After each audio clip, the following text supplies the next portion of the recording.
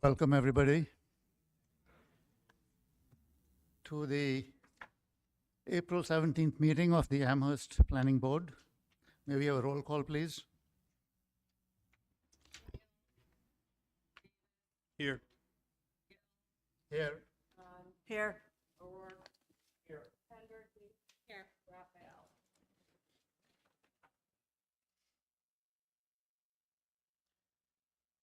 The Planning Board is consisted of members who are volunteers appointed by the Town Board. They make final decisions on site plans and subdivisions. They are advisory only on rezonings and comprehensive plan amendments, making recommendations to the Town Board. The Town Board itself is elected officials. It receives recommendations from the Planning Board and makes final decisions on rezoning, comprehensive plan amendments, and zoning text amendments. Here are some ground rules for the meeting. These are ground rules for the public hearings. The petitioner will present to the board on the agenda item. The board will ask and converse with the petitioners. The chair will then ask if anyone from the public has comments or questions on the agenda item before them. The public questions or comments should be addressed to the board here, not to the petitioner and not to each other. There is a laser pointer attached to the podium for use during hearings. If you use the laser pointer, please refer to the large screen out here, which is my right and your left, so that your comments and references to the presentation can be recorded. Items under the unfinished business sections of the agenda will not have public hearings. Please note that the chair reserves the right to pause or stop the meeting at any point due to technical issues or disruptive behavior. There are some time limitations on the presentations. The petitioner will have 15 minutes for his or her presentation. Then the first person who speaks for the neighborhood will be considered the neighborhood resident spokesperson. Please identify yourself as such prior to the neighborhood comment period if you have been nominated. If not, then the first person who speaks will be considered a neighborhood resident, and he or she will also have 15 minutes. After that, the individual speakers will get 3 minutes each. It is also requested that if anybody wishes to speak, please stand behind the person who is already talking so that the board knows that somebody else is waiting to talk. Otherwise, the hearing may be closed if nobody's standing there.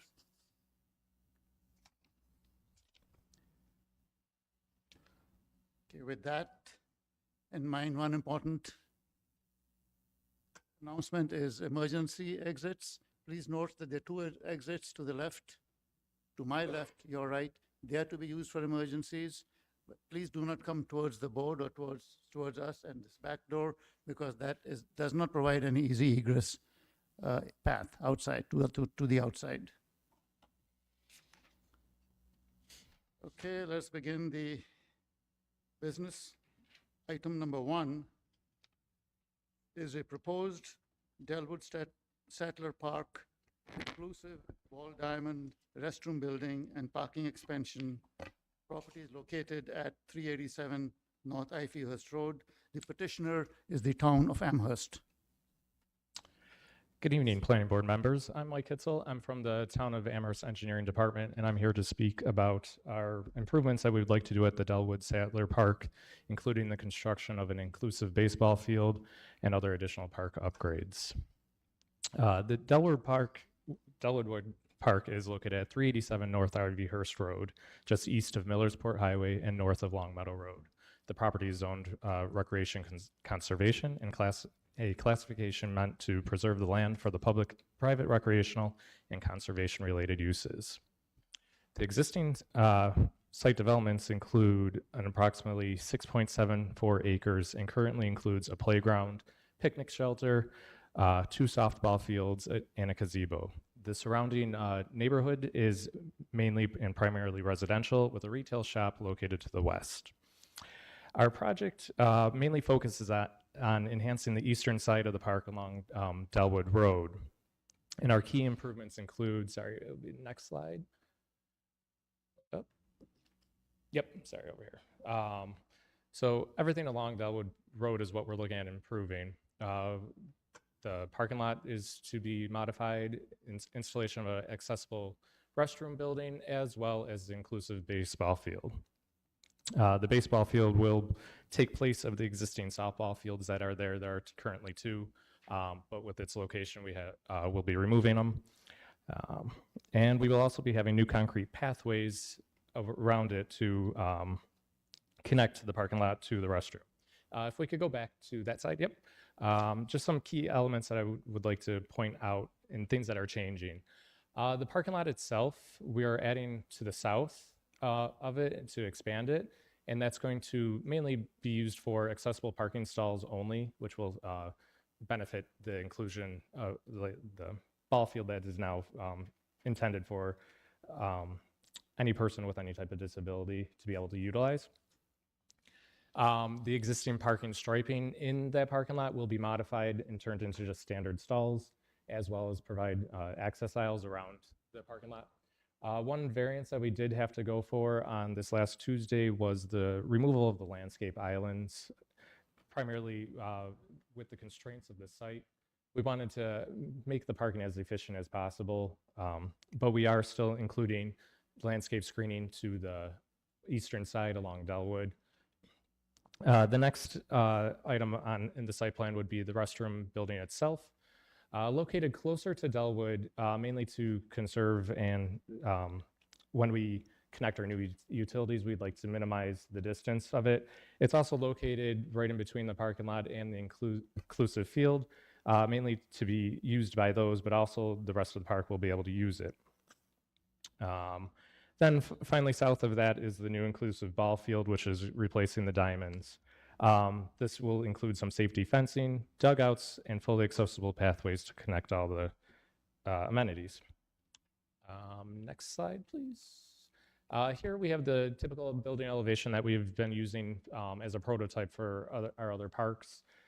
We can highlight, we use cementitious siding, which is fireproof and long-lasting, as well as we use a faux stone water table facade at the base just because of its durability itself. Next slide, please. So just a little color rendering of our proposed site. Some things, we can go to the next slide, sorry. Some ideas of the inclusive ball field and key components of it. The inclusive ball field uses like a low pile synthetic turf for smooth wheelchair mobility and no obstructions for visibility impaired users. The field itself will have differentiating turf coloring that will create the base paths, batter boxes, and pitcher's mound. There are enlarged accessible dugouts, and part of the inclusive ball field is to also enhance the parking for user ability as well as provide ADA restrooms. Next slide, please. These are just key elements of the inclusive ball field. So as you can see, you have a continuous smooth surface. The synthetic turf itself is a really low profile, which works well with like any type of walkers, wheelchairs, anybody that is using crutches to get around. And then we have just a typical layout of what the ball field itself will look like. here we can illustrate the larger dugouts that will be able to have any type of room for the wheelchairs or anybody that's using equipment such as the walkers. Next slide, please. And the main use, clearly, why are we building this and who's going to benefit? The field is going to serve the Amherst residents of all abilities, including those with mobility, cognitive, and visual impairments. It will provide a home for the Central Amherst Challenger Baseball League, as well as other programs that we have dedicated to players with disabilities. The league itself adapts the game's rules to meet individual needs and offers volunteer buddies to assist the batting, fielding, and base running, fostering community, teamwork, and inclusion. Next slide, please. And just to talk a little bit around the restroom building itself, it's approximately about 1,000 square feet. It will be a wood-framed building, slab-on-grade construction with wood trusses. As I mentioned before, the stone veneer water table, fiber cement siding, asphalt shingles, and the interior itself, we use commercial products such as an epoxy flooring, RFP wall panels, and painted gypsum, which is usually high abuse gypsum board, as well as durable HDPE toilet partitions. The building itself will have energy efficient, low maintenance plumbing fixtures that are also automatic. All mechanical and ventilation systems for it will be designed per New York State Building Code to minimize odor and impact to the nearby residents. Also, additional features will be some security features, which will be access controlled locks to be able to program the opening and closing during park hours, as well as exterior security cameras coordinated with the Amherst Police Department to monitor the building and surrounding park. Next slide is just the typical floor plan that we have for it. You'll see we will have 2 mixed-use bathrooms, women's and men's, and as well as 2 family toilet restrooms, utility mechanical space, as well as a covered walkway with water fountain. Next slide, please. Once again, here's our elevations. We can go. These are the other examples of the facilities that we have constructed in the town so far. We have at Central Amherst Little League, their concession field house building, as well as out at the North Amherst Recreation Center, their field house that also included some locker rooms. And next slide, please. That should be it. Okay. And thanks for listening to my presentation tonight. If there's any questions, be happy to answer. Yeah, there's no changes contemplated to the piece between Ivyhurst and the plaza? No, not at the time. Just everything to the east And side of the parking property. Back behind that is. Yep, that existing the permeable pavement that was bloodbath, put in. yes. Yep, yep. Okay, no, that was it. Thank you. Yeah, not a problem. John? This would be the first all-inclusive? In our, for the town of Amherst, yes. The only other one that I know of right now is up in Grand Island. They have one for their Miracle League that they have up there. There appears a need considering the challengers. Right, yeah.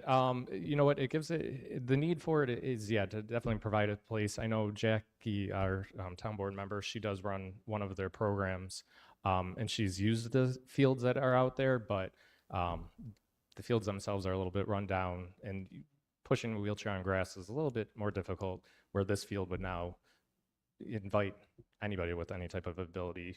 Even it could be used also, like we're not providing locks or anything on it, so if kids want to pick up a game in the middle of the day, they could use the field itself too. Thank you. Yep. The zoning board met a couple days ago, and I think they had some conditions which they've added. They did grant a variance for the requirement of landscape islands and the required curbing and landscaping. You're aware of that? I think you mentioned that. Correct, yep. And also, we want to make clear that the parking shown within the Delwood right-of-way is not the subject of the planning board. Correct, yep. Parking shown in the right-of-way is under the approval of the superintendent of highways, and it requires such approval. Mm-hmm. Right, yep. Yeah, no, I'm working with Steve Floss to review it. Terry, any questions? No questions. Anybody from the audience? Please come to the podium and state your name and address.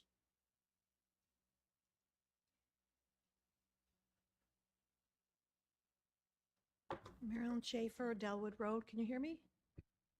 Can you hear me? Okay, I'll try that. Good evening. I'm here regarding the proposed Delwood Sattler Park project. I have lived across from the park for a good part of my life. It has gone through a very positive evolution over the years. Let me give you a little history.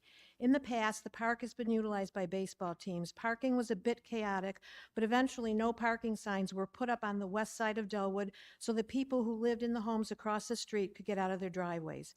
Eventually, the park became a gathering place for drinking, smoking, exchanging drugs, and partying well after hours by kids, many of whom were underage. Residents would frequently call the police, who would come and ask them to leave or take them to the station. In time, this stopped happening. The floor of the shelter was defaced after the concrete was poured, and it had to be cleaned up at least twice that I can recall. The gazebo's walls were taken out, and I believe the electricity was removed. Was this because of the electric guitar pop-up concerts by the neighborhood youngsters? Through the years, there has been inconsistent, incomplete cleanup in the park and on the adjacent streets. As a result, broken glass and other trash, including dirty diapers, condoms, food wrappers, and pop bottles, could often be found, not only in the park, but in the street and on the lawns of neighboring homes, leaving cleanup to the residents. Is this a case of a history repeating itself? How is this making improvements to the neighborhood or becoming an inclusive park for all? It seems that this is being looked at as solely a park space, excluding the fact that this is a family neighborhood first. Residents pay their taxes and take pride in their homes and neighborhood. Throughout the evolution of improvements, this park has become a safe place for people, young and old, to walk and enjoy other family time with children of all ages, dogs, young ones who are learning to ride bicycles, etc. Although I am very much in favor of town parks, I feel this would be more appropriately placed in an area that is even partially recessed or bordered by woods, and not by a residential neighborhood where routines of daily life would be altered. I would like to leave you with some questions summarizing my concerns. How will the bathroom building and the rest of the park be monitored? How will park rules be enforced? I have not seen any unsolicited police presence to date. Who will clean the bathroom building and pick up the trash, and how often? Have the odors and cleanliness been considered?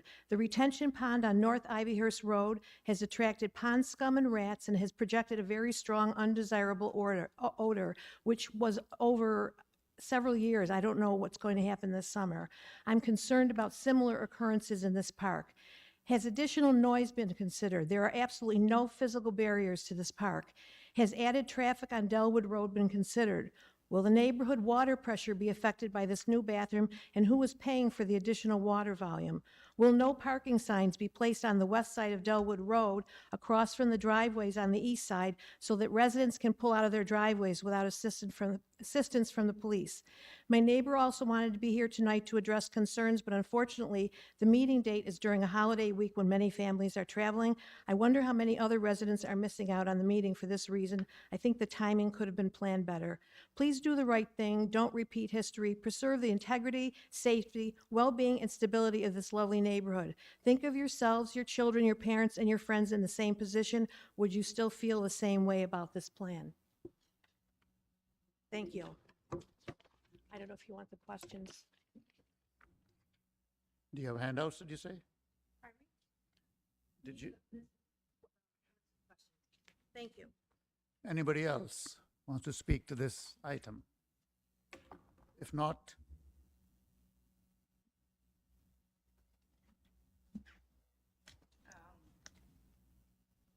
My name is Betsy Horning. I've lived at Delwood for 43 years.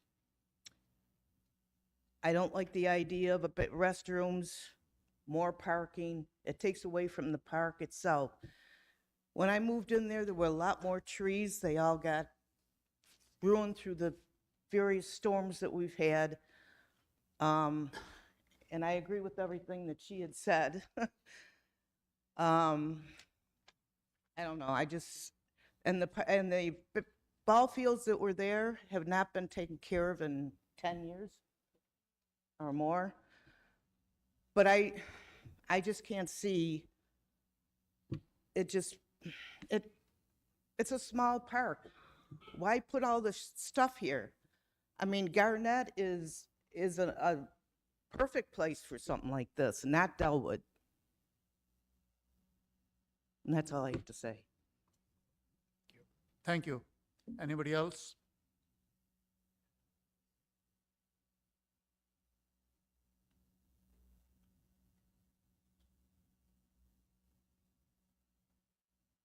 My name is Jim Braun. I live on Delwood many years. I have no objections to the park, but I do object to the restrooms, vandalism. The restroom they put at Bassett Park cost over $1 million, supposedly. It was vandalized shortly after it was put in. Nothing was done about it that I know of. Delwood Park has been vandalized time after time after time. There's a camera in the park. The police witnessed the destruction of the gazebo. They did nothing about it. So who's going to take care of this restroom? What's the maintenance? Is it going to be done daily, monthly, quarterly? I mean, public restrooms are notorious for being sloppy, to say the least. So who's going to take care of it? What's it going to cost us? That's all I have to say. Thank you. May I request the petitioner to please respond to those issues raised by the audience? Understanding, yeah, with the security and everything around the park itself, a lot of that, what we're looking into and what has been working well with the other facilities that we've been building, mainly with the police department, they come in, on these buildings, we make provisions for security cameras to be installed, then we reach out to the police department comes in, and they'll install sometimes 360-degree cameras as well as cameras that point onto the building as well the surrounding park to help enhance security out there. As far as right now, like you said, the one resident that came up here said, the existing softball diamonds haven't been touched probably in about 10 years, I believe she said. This is starting a solution to help hopefully revitalize this park a little bit. The maintenance of the turf field is a little bit, it's not obvious, we won't have daily lawn maintenance or weekly lawn maintenance on and stuff. Yes, there's going to be some maintenance to the field itself, but as we have been starting to install turf fields in the community, the recreation department has started to build a team of people to be able to come out and maintain the buildings. Part of the access into the building is we provide security locks that are on a time clock sensor, and it can be programmed for clearly when the park is supposed to be open and when it's not, and that's also controlled partially through the police department as well. Ideally, yes, we would like it to not have vandalism happen to it, but things that we look into are all the materials that we put into these buildings that are rated for commercial high abuse traffic areas.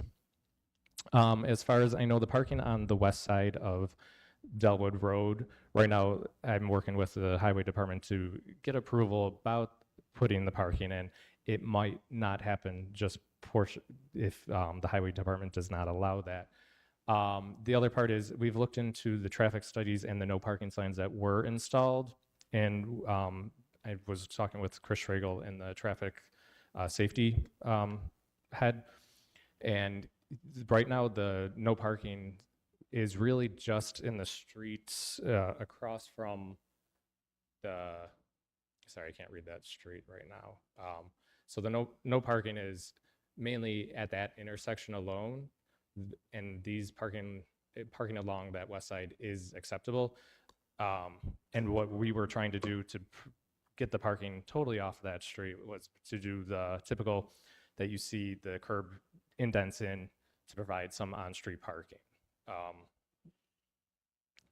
As far as trees and landscaping, we are going to be providing additional trees. We could add more to the site plan as needed to hopefully restore it into a beautiful park as well. I tried to jot down the questions, but anything else on their list that I might be missing? Sorry.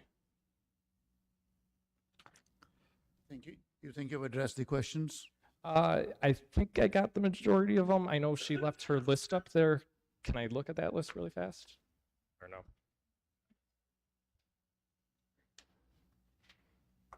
Thanks, Dan.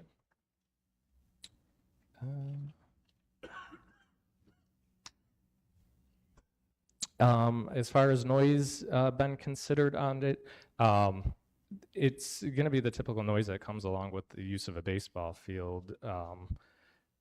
Ideally, it's not like we have major leagues playing out here that they would be playing all day long on a weekend.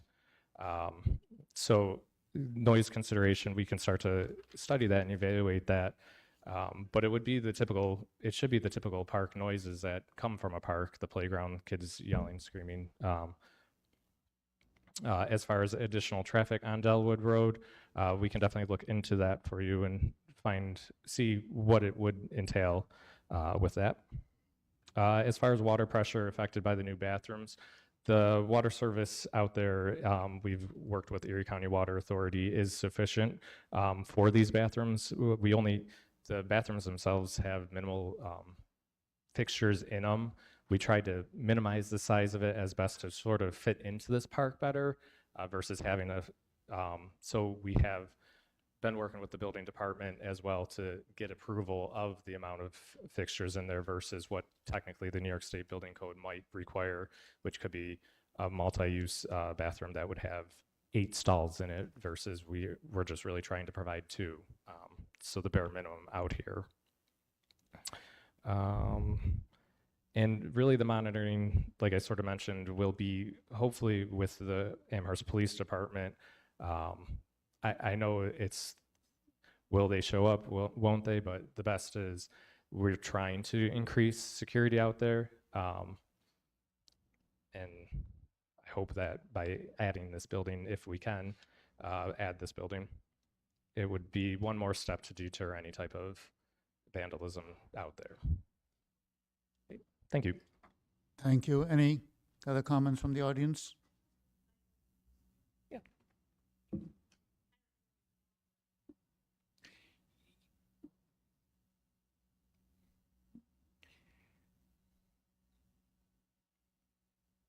A couple of concerns I have, first of all, are some of the replies to these questions were hopefully and maybe, and we're trying, and that doesn't, say anything's going to happen.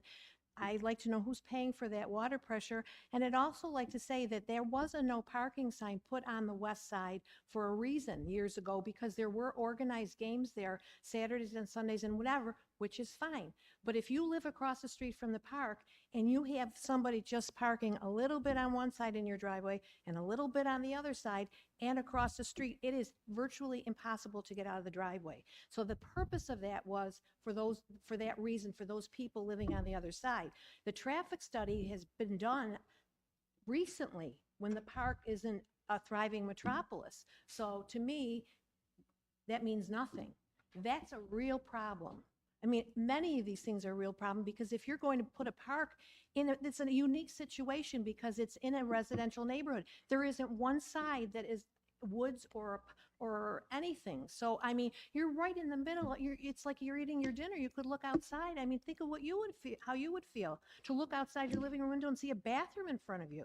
It's a very unique situation. It's not recessed. It's not hidden. And then you're plopping this thing down. You're inviting people. And I mean, I think we all know that there will be vandalism and there will be added kids in there. Whether the bathroom's locked or not, they can get in trouble during the day.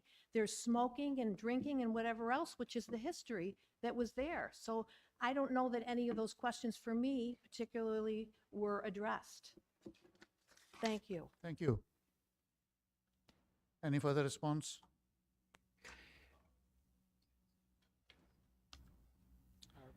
I'd be happy to definitely talk with the resident after the meeting to go over some of your concerns and take them definitely back to our department and our designers for the project and take them all into consideration for you.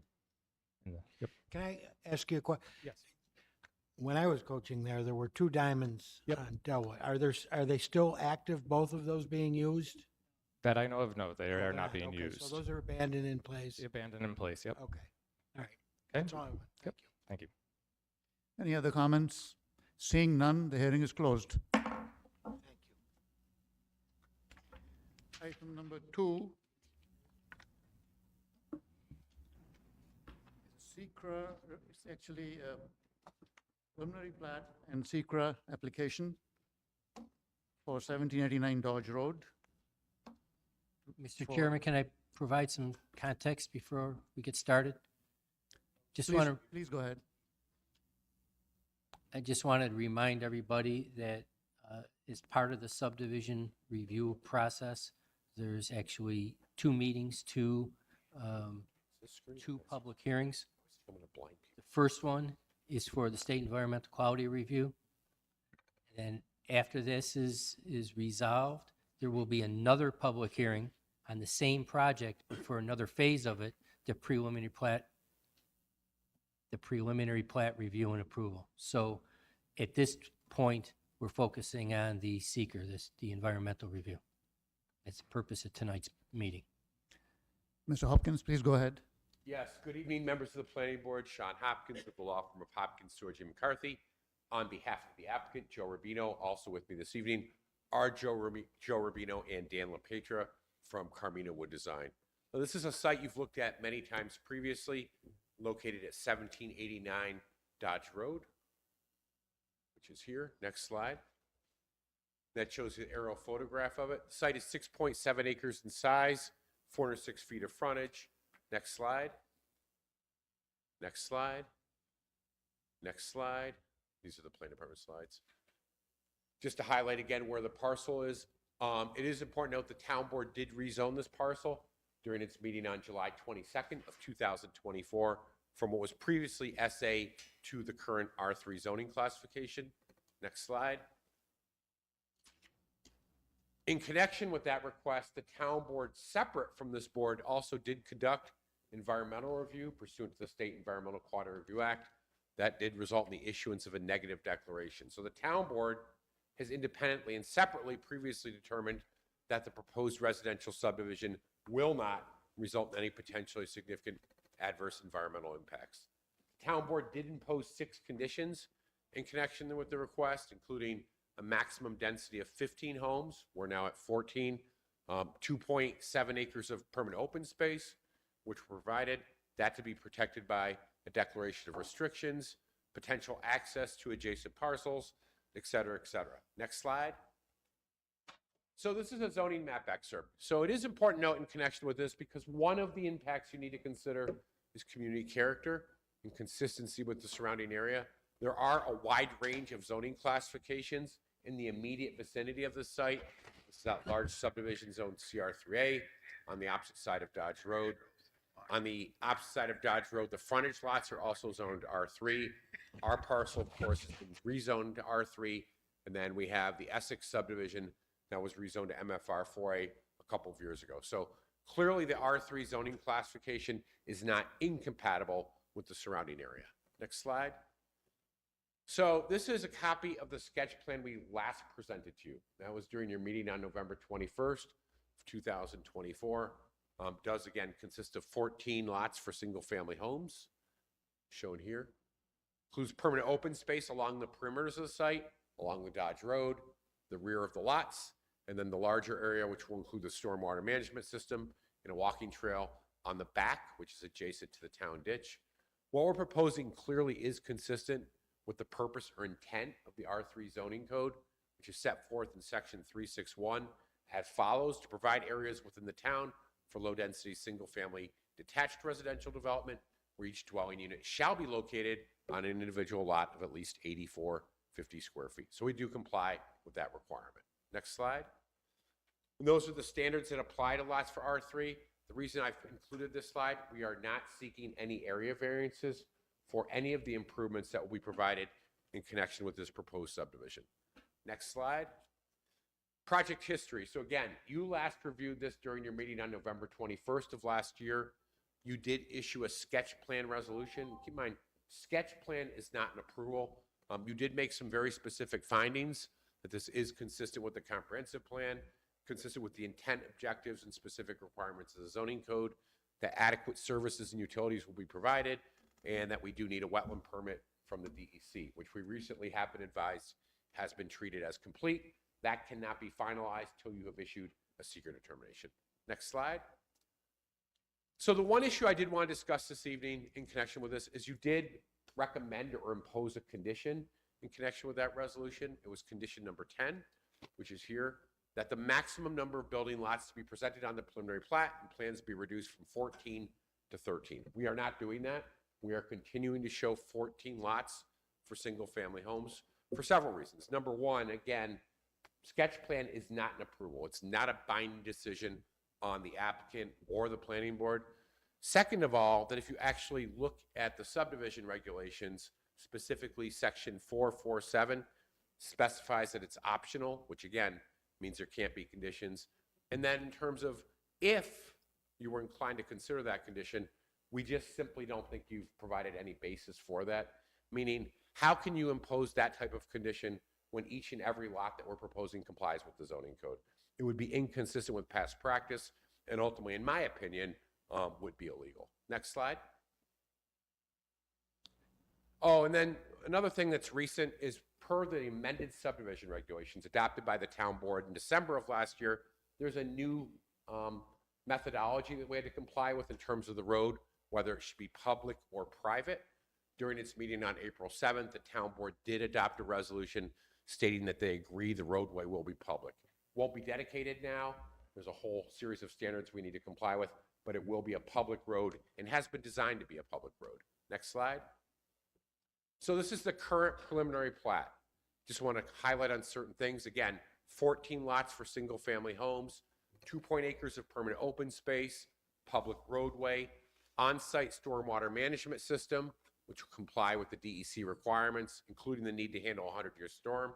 We did add a school-age children pickup and drop-off area out along Dodge Road at the request of this board. We're only showing 0.134 acres of wetland impacts, and that's only to the adjacent area, just back here and here. Other than that, there are absolutely no wetland impacts whatsoever. While Mr. Raphael's not here, this layout does comply with Appendix D of the New York State Fire Code, including a cul-de-sac, which replaced a previously proposed T turnaround.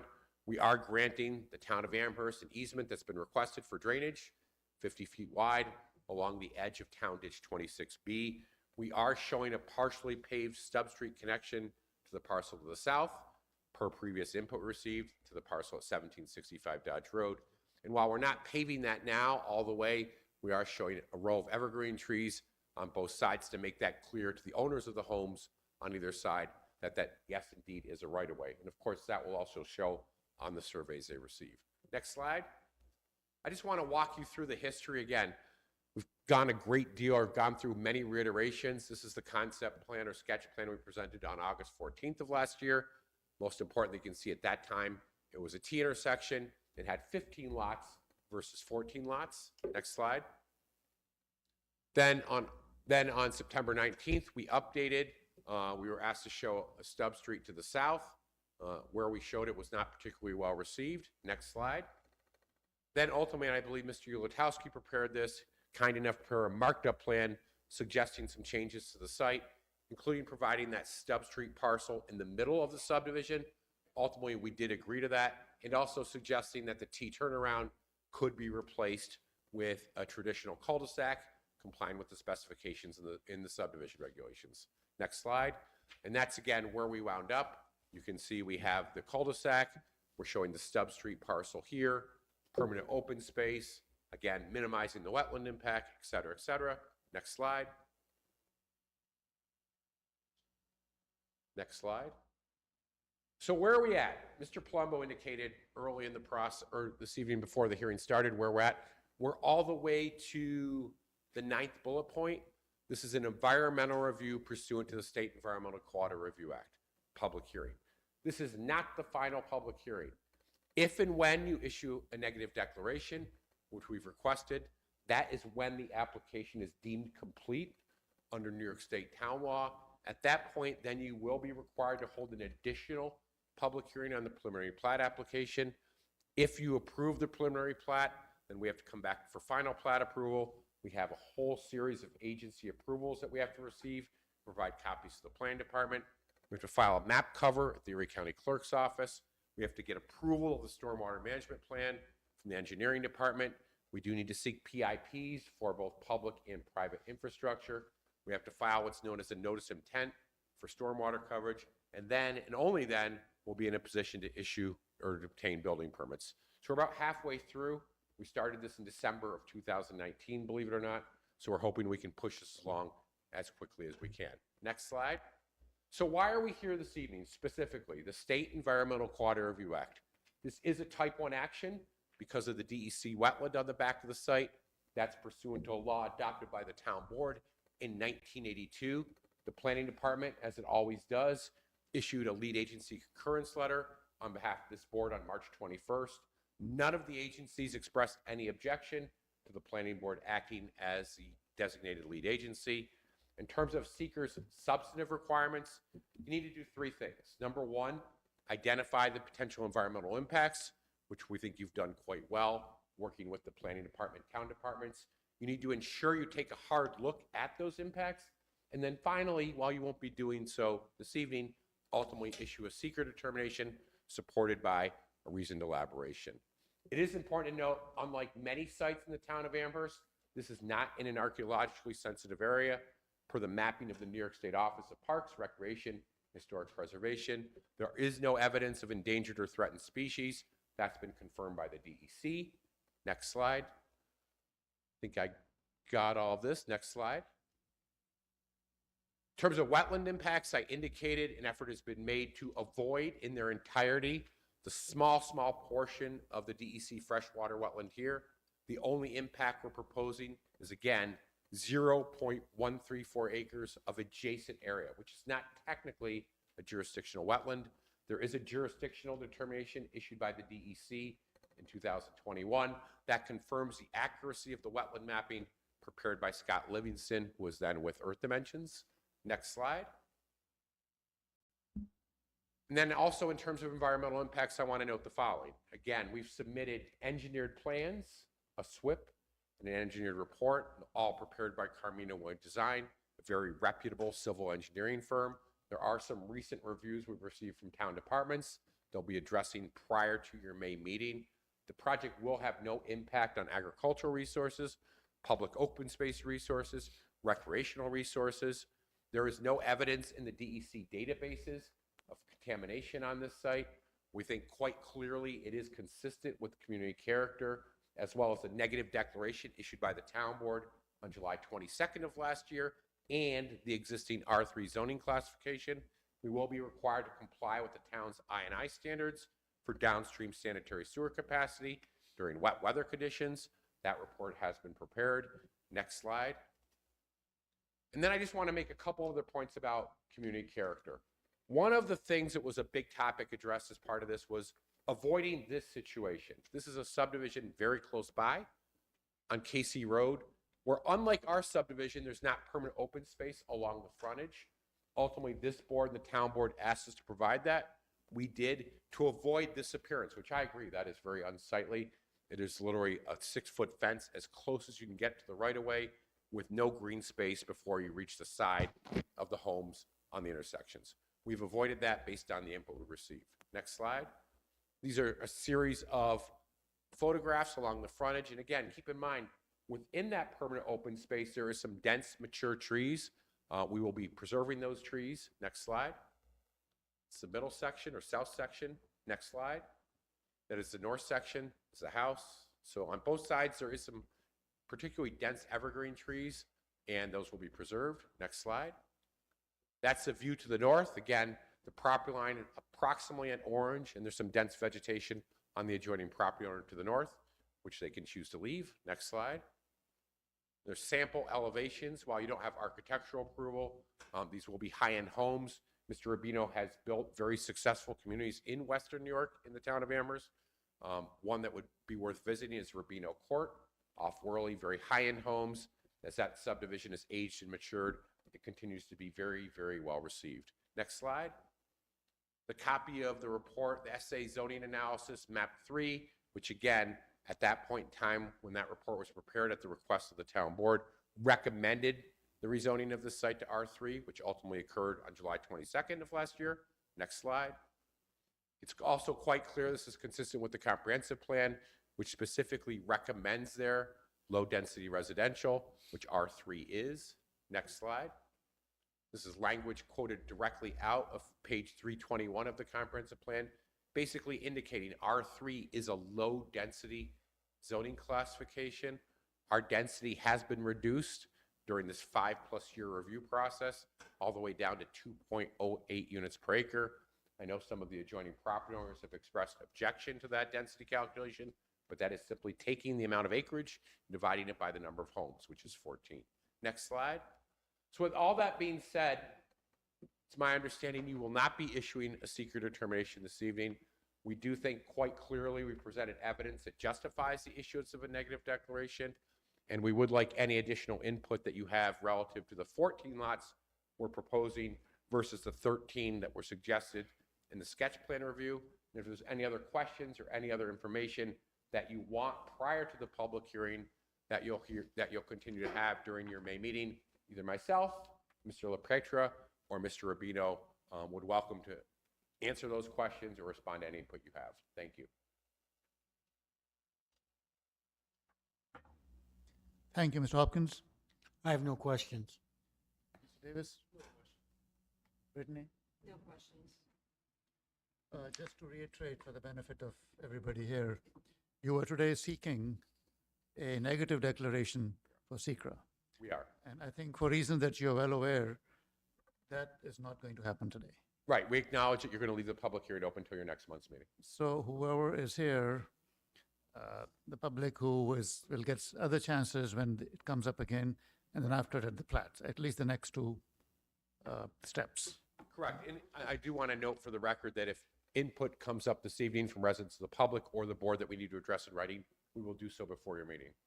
But So- again, I also, because there will be an additional public hearing during your May meeting, if you have any additional information or requests for us to consider, we would appreciate that opportunity to do so in a timely manner. Thank you. You're welcome. Anybody from the audience has any comments? Carrie, sorry. No.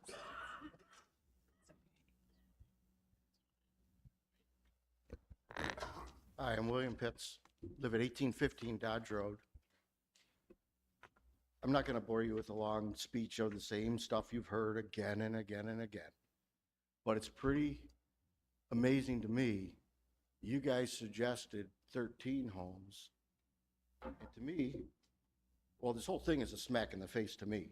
But it doesn't look good for you guys. I mean, you guys asked them to put 13 houses in this thing, and they said no.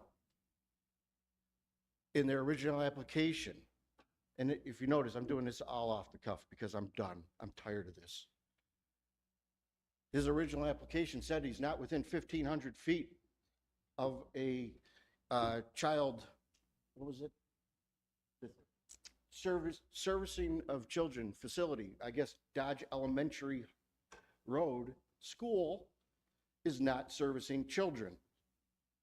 I mean, yes, Casey Middle and Williamsville North is not within 1,500 feet, but Dodge Road sure is. Where are we off placing the animals? And please don't tell me that there's no animals that live there, because I live next to them and I watch them walk between my property and their property all the time. So we're going to shove the deers where? In the street? Let's hit some more. My car was totaled because of a deer.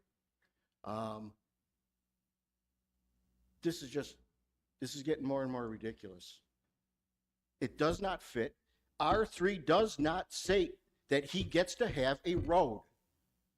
Why can't we put 6 houses, 65-foot lot or frontages on Dodge Road? That fits our neighborhood. That fits the character of our neighborhood. 65 feet is small because I myself have 120. The one neighbor's got 200. We all have large lots, especially on this side of the road. The other side, yes, they are smaller lots, but they are still 100+ feet frontages. You can take his 400 or 600 or 407 feet and divide it by 65 and put that many houses on Dodge Road. Why? What is so hard to get through everybody?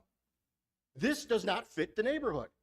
Because you allowed Essex to build their debacle, we need to compound it and let another debacle happen? Or like I like to say, atrocity. I am tired of this. We've been fighting for 5 years, and it's all the same thing. They come up, say the same thing. We come up, say the same thing. Let's put an end to this. The town board has taken and delayed the vote, which we would have won, and then this wouldn't have been a project anymore. But because we waited for people to term out, it's okay. And that's what we're doing again. So we got new people on the board, and they can make their decisions. I'm looking at two of you that know that you object to this. Even Brian Culpa objects to this, but he doesn't have any control over his own board. It's ridiculous. Thank you. Sandy Mack, 1790 Dodge Road. As stated previously, I live directly across the road from this project. At various times of the day, I have a difficult time getting out of my driveway because of the volume of traffic. Since school buses will not be going down the public road in this subdivision, I do not want a bus stop situated where it would impede my getting out of my driveway even longer while a bus is loading or unloading children. According to the plat drawings on the website, it shows the public road directly across from my house, which will cause headlights constantly coming through my windows. I have repeatedly told you I didn't want this to happen. The reason being is I have a disability. I have glaucoma. I was diagnosed several years ago and am being treated for it. Bright lights impair my vision. I have already had one acute glaucoma attack, which caused some loss of vision. The bright lights affect my vision, especially at night. In fact, I don't drive much at night these days because of it. At night, the bright headlights are immensely distorted, causing poor vision. I have significant concerns about the road facing directly at my house with all of the headlights because of my disability and the long-term effect it will have on my vision. Accommodations will need to be made to prevent excessive bright lights on my property. An adequate light barrier will need to be implemented or the road needs to be moved. I don't want to go blind, and I will do everything in my power to prevent this. Thank you. Thank you. Good evening, Cheryl Anastasia, 1860 Dodge Road. We lost this, and truthfully, it's heartbreaking. And the fact that a developer can get the zones changed, in my opinion, is not only illegal, but immoral. And now with the road coming the way it is, I implore you to have that road missing all of the houses as far as the lights going into the properties. Something, you have to appease us somehow. I mean, really. Thank you. Thank you. Mr. Hopkins.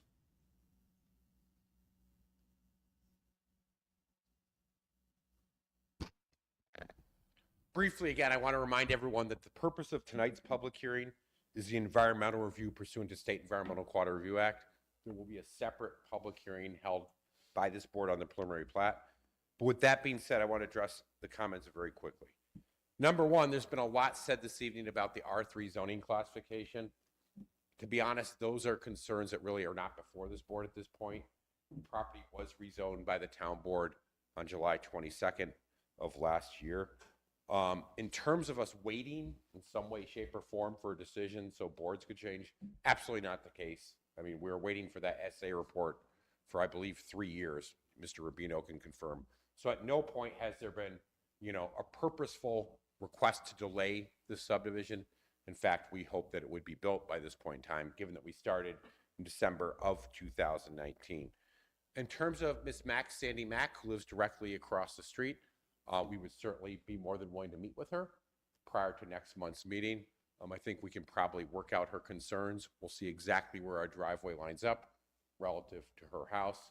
I have had that issue come up in the past, And what we've done in the past is actually go out there at night with the car, an SUV, and then put it right where it would go and see what the lighting impacts are like. I did that in connection with the Bloker Home project on Evans, and that satisfied the adjoining property owners, many of whom are directly across the street. We can do the same thing. And in terms of the suggestion that this is an illegal project, an immoral project, et cetera, and that we do whatever we want in terms of rezoning, keep in mind that when Mr. Rubino acquired this site approximately 6 years ago, he did his due diligence. And what his due diligence indicated is that figure 6 of the Bicentennial Comprehensive Plan indicated this should be designated for a single-family subdivision. That was part of his due diligence. While it wasn't zoned at that time, again, that is a document that all people need to consider, not only property owners, but municipal boards such as this board and the town board. Ultimately, that was the basis of our successful efforts to rezone the property that culminated in the town board decision on July 22nd of last year. Street lighting, the town has very new and stringent light standards. We will be complying with those. Those are LED lights with absolutely no spillover onto adjoining properties. If you drive down many of the streets in Amherst, you'll see those new lights that have been installed. They make the road look better and brighter and clearer, but they don't spill over onto even the houses within the subdivision itself, so we think we can address that. Other than that, again, there's been no evidence presented that the 14 lots will result in a potentially significant adverse environmental impact. So we're not asking for a determination this evening. During your meeting next month, we will be asking again that you issue a negative declaration. And again, I welcome the opportunity to address any input that members of the planning board may have as well. And I would ask that Ms. Mack, if you want to get together, if you give us your contact information, we'll make sure we meet in the very near future. Thank you. Any comments from anybody? Seeing none. As you know, there'll be no decision on this today. There'll be no action taken. And the reason, may I repeat, are that firstly, the remaining comments from the engineering department, stormwater management officer, sanitary and stormwater, that may change the plans and therefore have an effect on the secret review. The preliminary plat application is not complete until the rezoning is finalized, which requires receipt, review, and filing of the declaration of restrictions. That is the reason why we are not closing this hearing.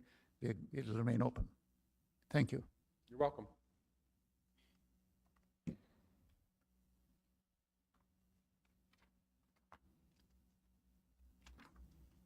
We need a motion. Item number 3.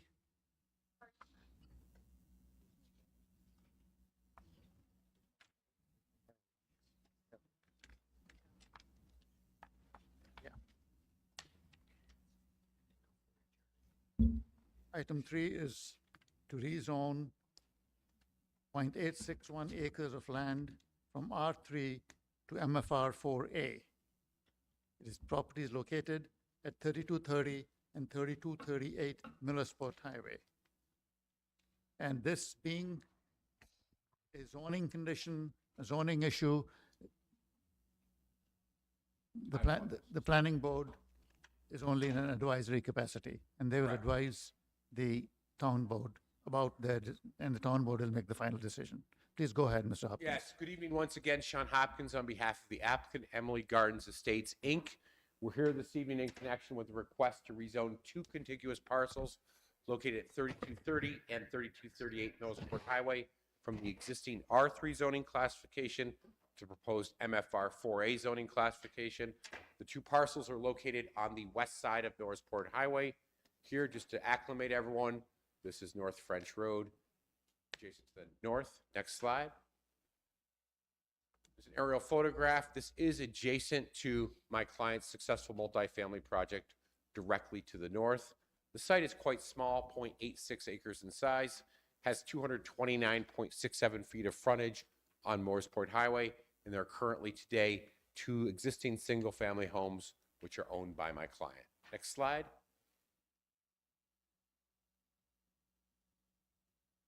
Next slide. Copy of the concept plan that we prepared. Actually, go to the next slide.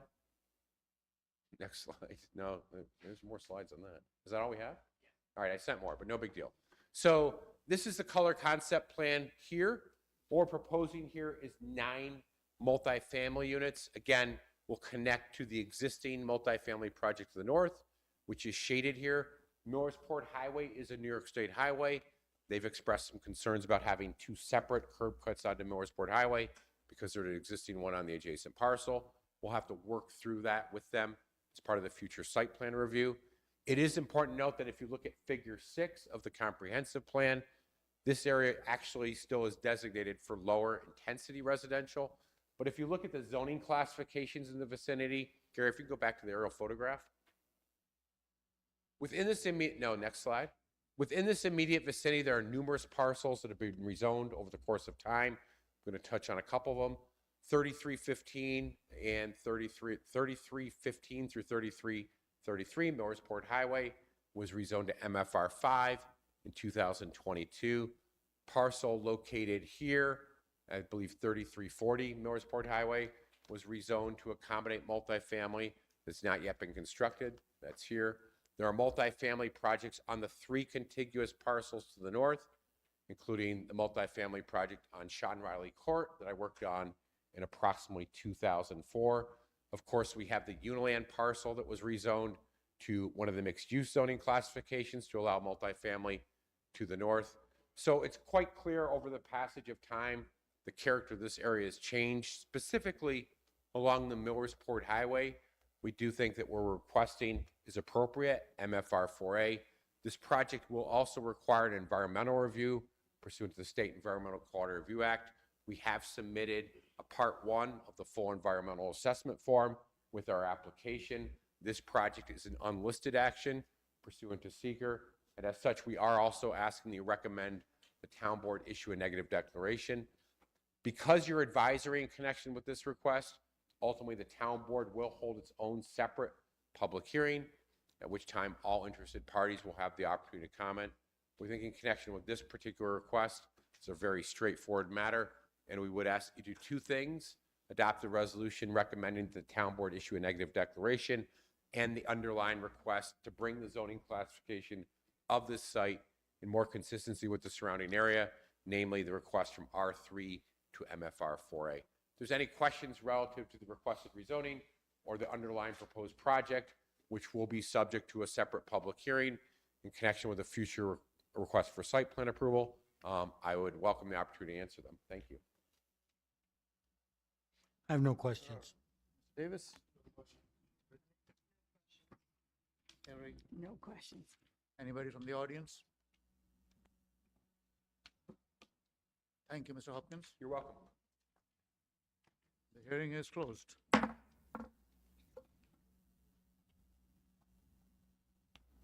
Item number 4 is a request, that's also rezoning request for 2.4 acres, about 2.4 acres of land from R3 to MFR 5. The property is located at 46, 54, 60, 68, 74, and 84 South Linden Street and former South Linden Street right-of-way. This is a rezoning request, and this board will advise, will make a recommendation to the town board, which will make the final decision. Thank you. Please go ahead. Good evening, Jennifer Hurley. I am here from Block Longo, Lamarca, and Brzezinski. I'm filling in for Mr. Palumbo, who is unable to be here tonight. We are here, next slide.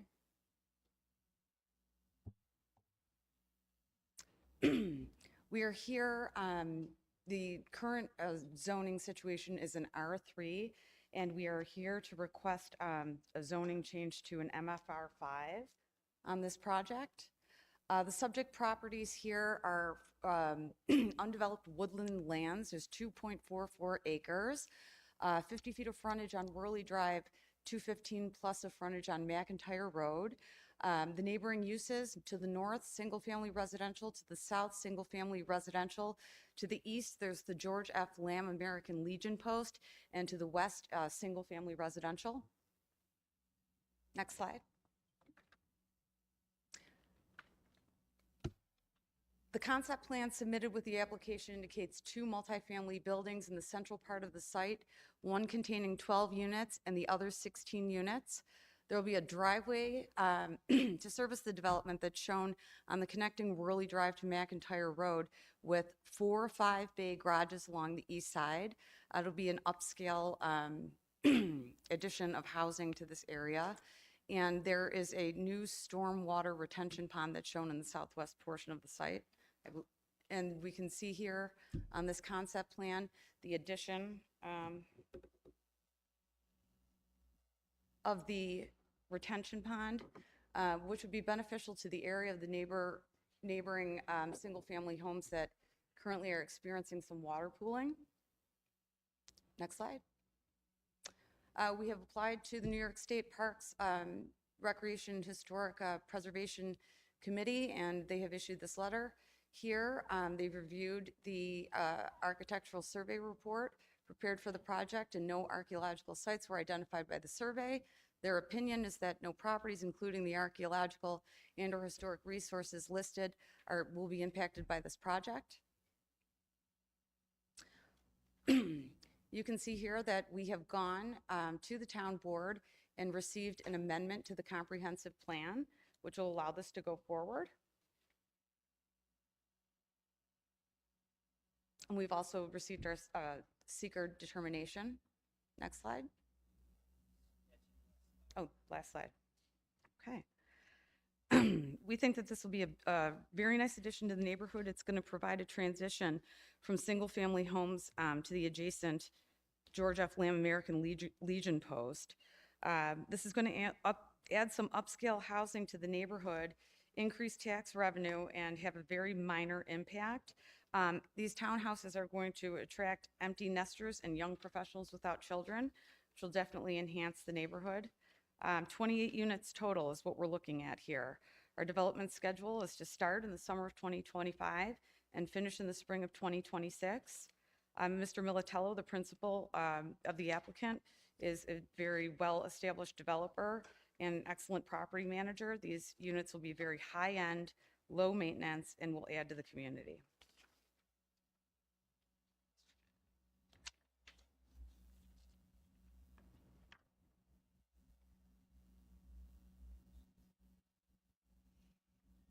Mr. O'Rourke, any questions?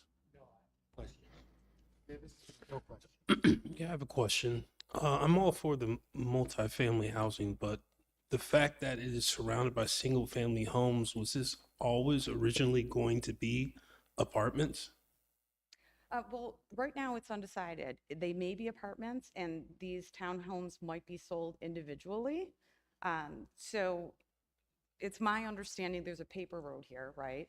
And although there are single-family homes, in the surrounding area, there's a number of different apartments and other commercial features. So this project would transition between everything else that's happening in the surrounding area. I saw that the planning board said that there would be noise pollution in the area. Is that a thought of yours, or is there any thinking about that? I don't have any notes from Mr. Palumbo about noise pollution. I don't really think that that would be an issue in this situation. There's a lot of townhomes in similar areas that remain undisturbed. Okay, it's in the packet for other considerations. Last question, I saw the retaining pond. That seemed like it was a little close to the neighbors behind it. How close is that retaining pond to the backyards there? I'm unsure about that. Mr. Palumbo would be able to speak to that better. But it's my understanding that they designed the retention pond so that it would alleviate the water pooling that's happening with the neighboring single-family homes. Those things cause a lot of mosquitoes. Is there going to be any deterrence for that? I'm sure that there's a plan in place for maintaining. That's all the questions. Brittany? You were not at the town board meeting in 2024 when the request to amend the bicentennial was done, correct? Correct. Well, it's my understanding that conceptual plans were shown during that meeting, suggesting that there were multi-units, not just two. That Multi-units, meaning? more than 2 units. They're all still multi. Yeah? Buildings. Structures. Oh, I'm sorry, that's a better word, sorry. So the notes that I have here, the plan is to build 20 units. There'll be 2-story townhomes. And there, Structures being. yes, proposed. multiple structures. And in this instance, now there's only 2. So it feels very congested, which I think is kind of the concern of the neighborhood. That's where we had kind of, maybe what I would say, me personally would say a bait and switch, where something's being proposed, where there's plenty of structures, more than 2, to provide for multifamily units. We now have 2 structures with 28 compartments or apartments within it. It seems just very congested, considering, as you've indicated, there's a multitude of single-family residents all around this particular area. And to me, there's very few multifamily units in the neighboring area. So I see. So the concern is that by changing the plan to 2 buildings, these individual buildings are too congested. And unfortunately, I'm unprepared to speak today as to why that change was made. Yeah, it's just my personal view. It doesn't fit in character with the neighborhood. Understanding, obviously, the suggestion we want to push towards multifamily units, and I can appreciate that. This just does not seemingly, to me, comport with the neighborhood. I can certainly relay those concerns back to the client, Mr. Palumbo, for discussion. Appreciate that. Thank you. Thanks, Brittany. I have no further questions. Carrie? None. Thank you. Anybody from the audience, please? Nobody wishes to speak to that? In that case, having no comments, we close the hearing.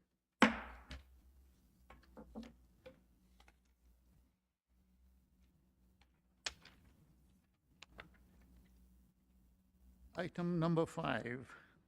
This is a request for extension of a site plan which was approved back when. It's a non-hearing item, Mr. Chairman. Okay. And now this is at the proposed Cross Point Business, in the Cross Point Business Park, multifamily residential development located at 50 Cross Point Parkway. Please go ahead.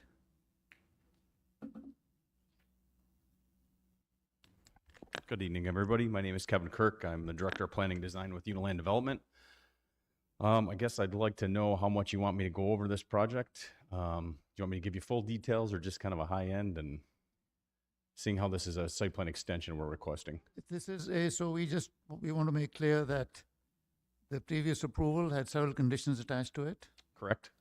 And those conditions will stand. Correct. And we have not seen, the board has not seen any revised site plans after those conditions were issued. We have not made any changes to those. We are fully accepting of those conditions, and we'll incorporate those into plans as we move forward. So this is plain and simple. This is just a request for extension of what you had before with the same conditions. That's correct. Any comments? Good. Comments, Brittany? None here. None. Carrie? Anybody from the audience? Seeing none, the hearing is closed. Thanks. Okay. We have a short break. So we're going to deliberations. You don't need one? I think I need one. We'll take a 5-minute break, please.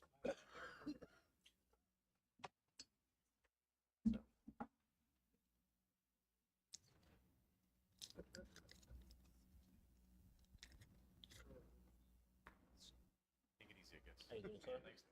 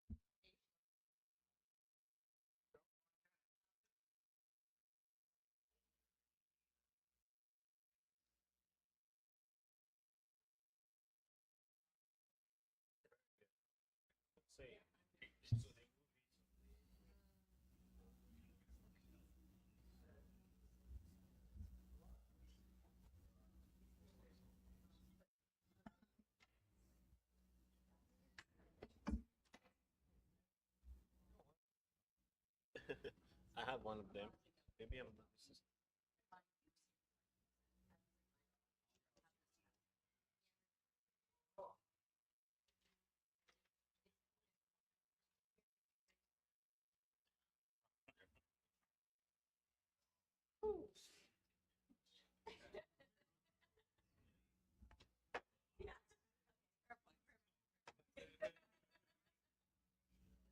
Nobody did. Yeah. The girl.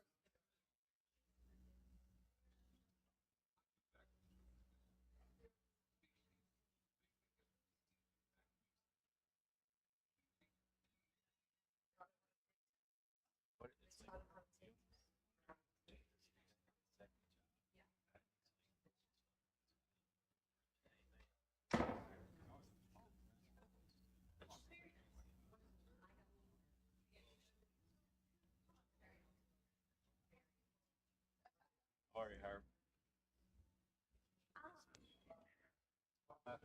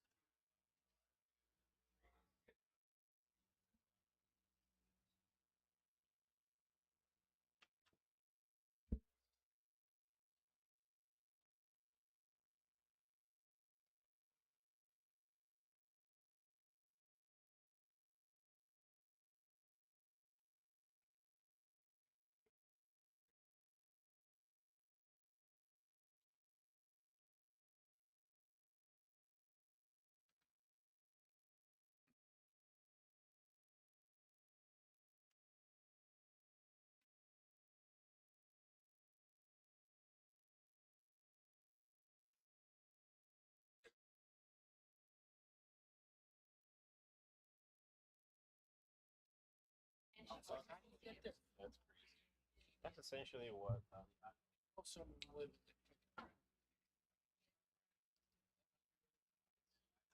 That's Harlem.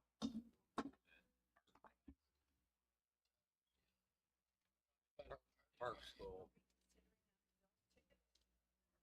Did you buy seats? We are still, we are negotiating. The best thing in the book, so. That's one of those days I call up the corner, Main Street, Manning. There's a deer walking down the sidewalk. Really? Not even in the road, just walking. That's why we built sidewalks. Walking down the sidewalk. You sit there thinking to yourself.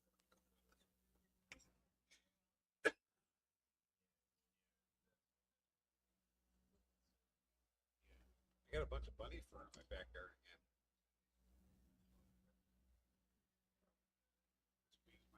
my belt that's back around the buck. Okay. Close. Yeah. Ed Bunt. All it is just hair. Steve. Everywhere. I have that discussion with Steve. Oh, Just fine. Amherst. And try to see how much. We will just pick one.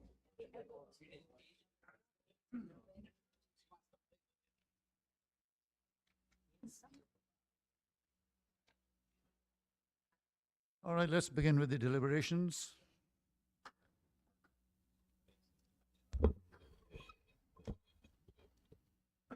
Item number 1 of the agenda was the 387 North Ivyhurst Road.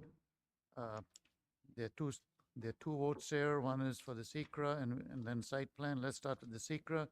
Do I have a motion for a negative declaration?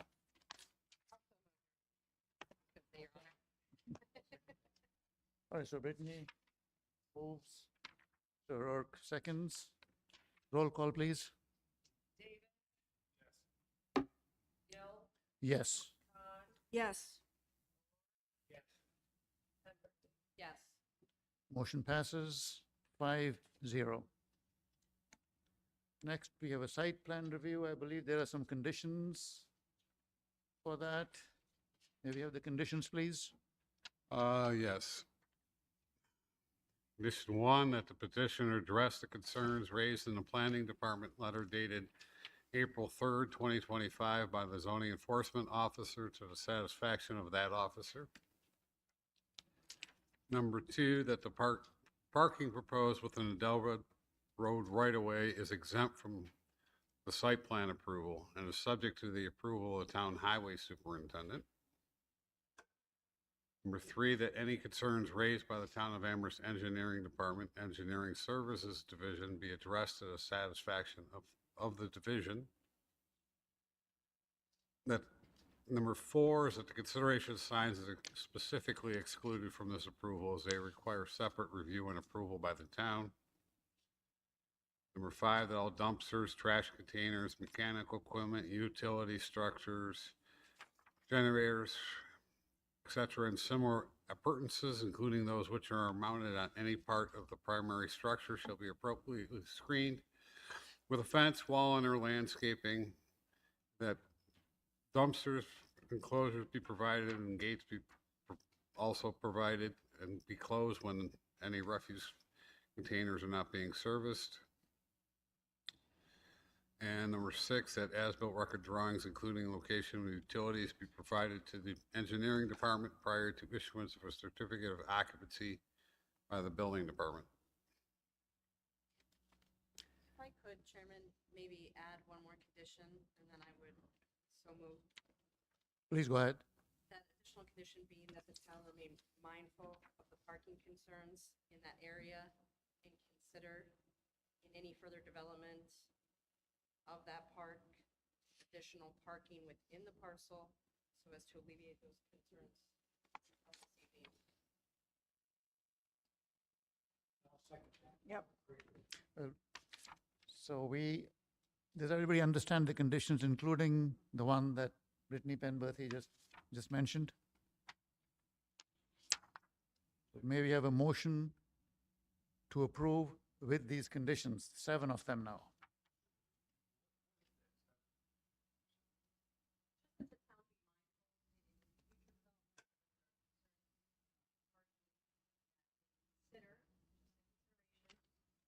Development of additional parking accommodations in the parcel and not necessarily reliant on parking in the neighborhood streets.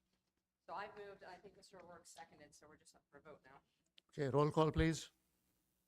Davis? Gill? Yes. Khan? Yes. O'Rourke? Yes. Penberthy? Yes. Motion passes 5-0.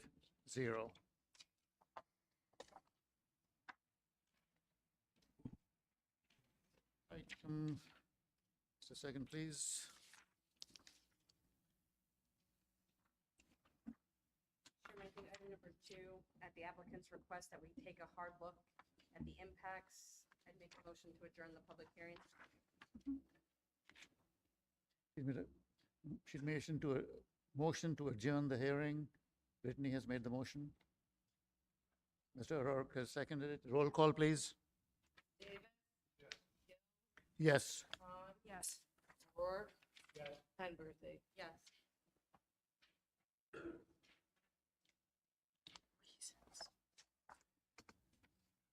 Item number 3 is a rezoning request.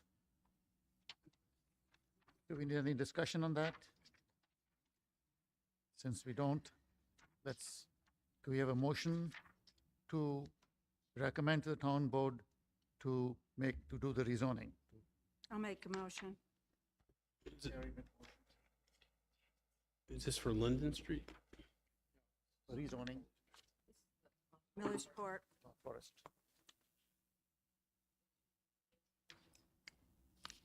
Is there a second? John Davis seconded. The roll call, please. Yes. Yes.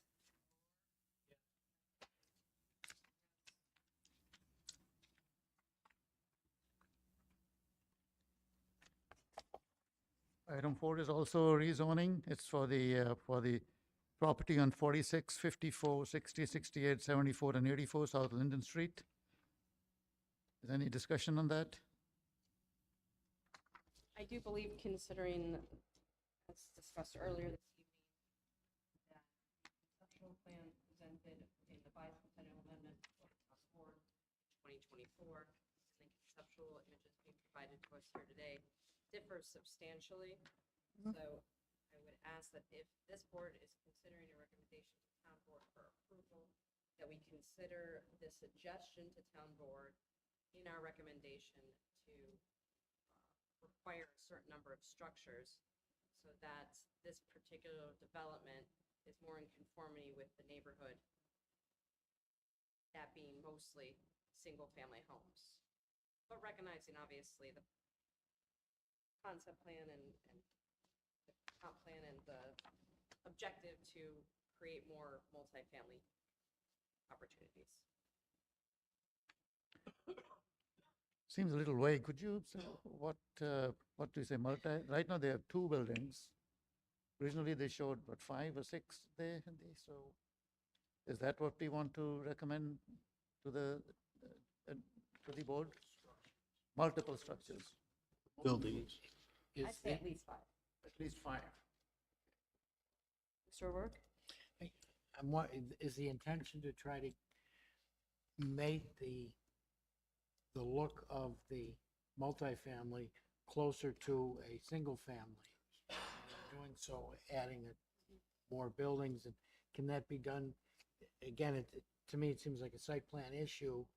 Can that be done at this point, in terms of recommending to the town board that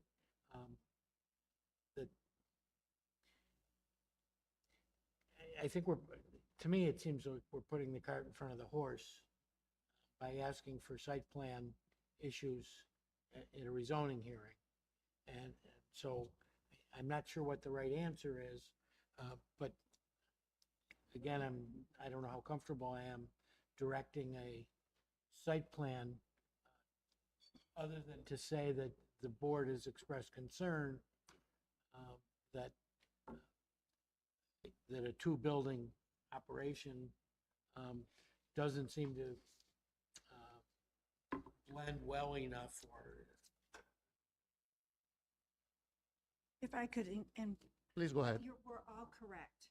However, the mission or the goal here is just to approve or not approve the rezoning.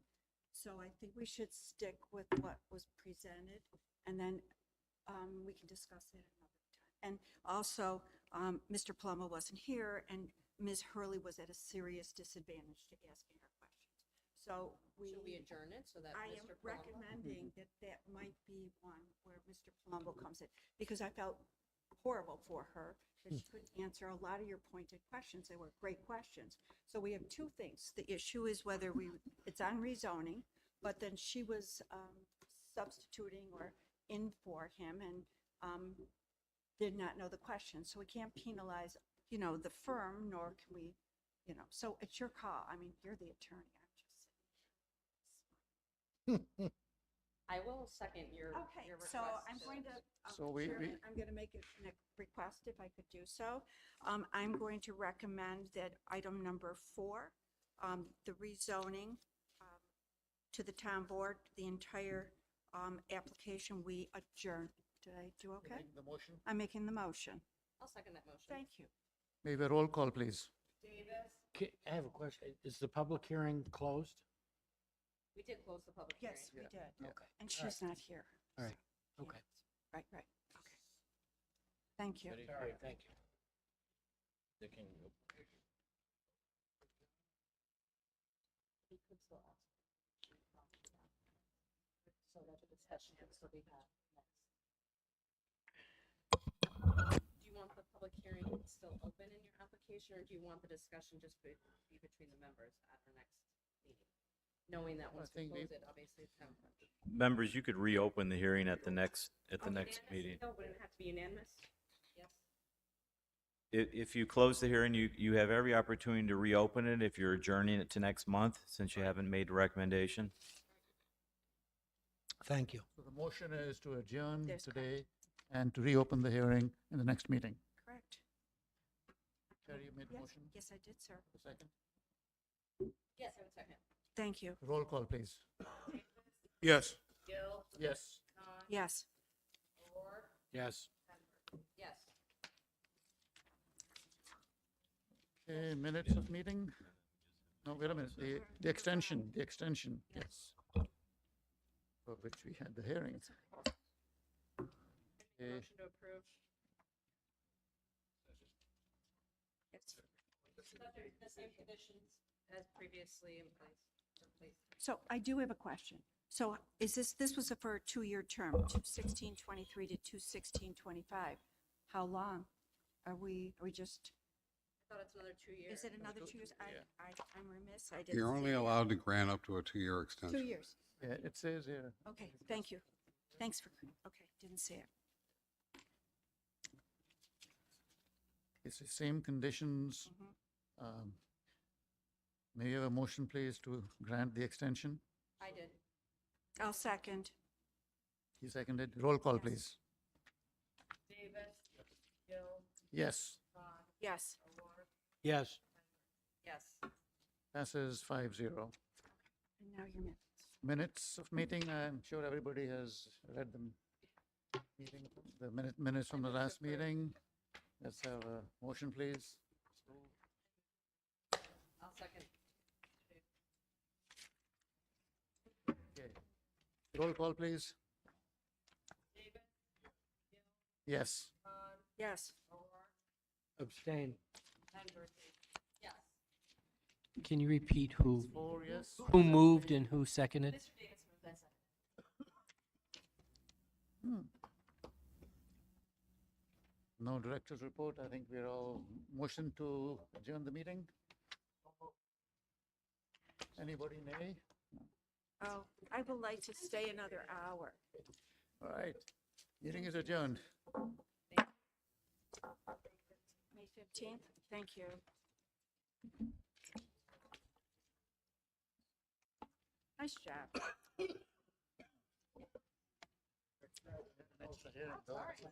What?